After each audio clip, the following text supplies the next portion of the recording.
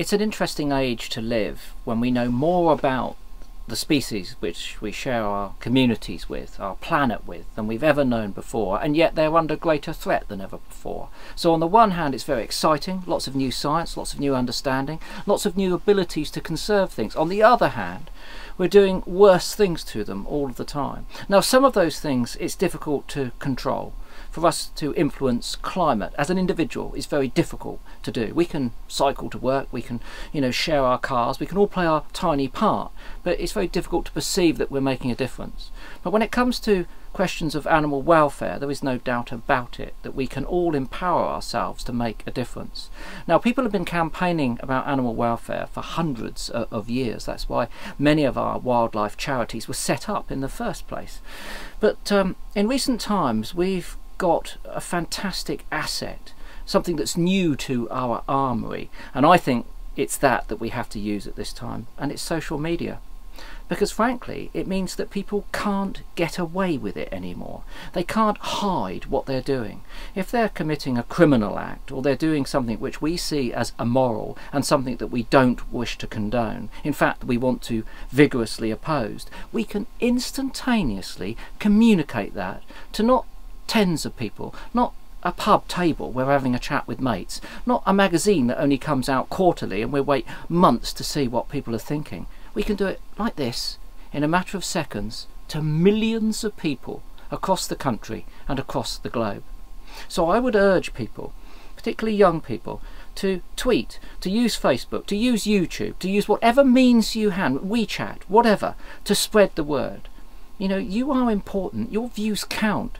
This is your world as much as mine. If you're younger than me, it's going to be your world longer. Do you want to live in a world where we abuse animals, where we don't value them, where we destroy environments? What world will you inherit? What quality of life will you have? It's time to stand up and be counted. And one thing that's very certain is that we don't want to go backwards. When we've got laws to protect species and environments, and we've outlawed practices which are frankly barbaric, we don't want to go back to those days. We don't want them coming back. The idea, the notion indeed, that we may, in the UK, in the 21st century, re-legalise fox hunting is so abhorrent to me that I can't believe I'm even having to worry about it.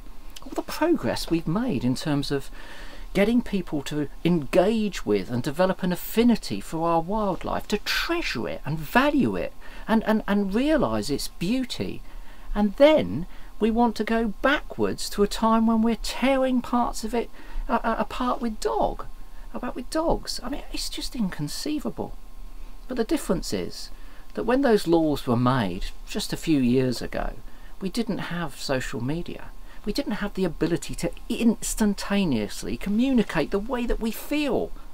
Now we can do that. We must use this. We must lobby. We must all have a voice. We must all type that voice and communicate it. Because I believe very strongly that if we democratically and peaceably oppose this, we can stop it from happening. And it's not just fox hunting, it's the way that we generally think and care about our environment. There are many other things. There are moves afoot to undo the legislation across Europe which protects our environments.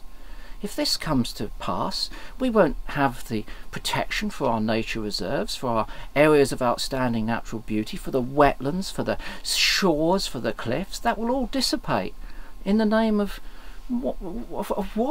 Of ruin. So we must stand up and be counted like never before to oppose these sorts of things.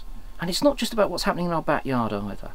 There are things happening in the world, and that is our backyard, really. It's just a bigger yard.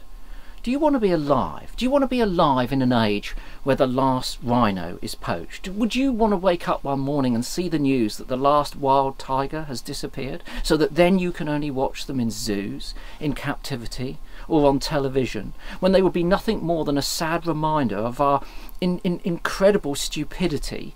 Do you want that? Well, you can sit back and let it happen, or you can stand up and be counted.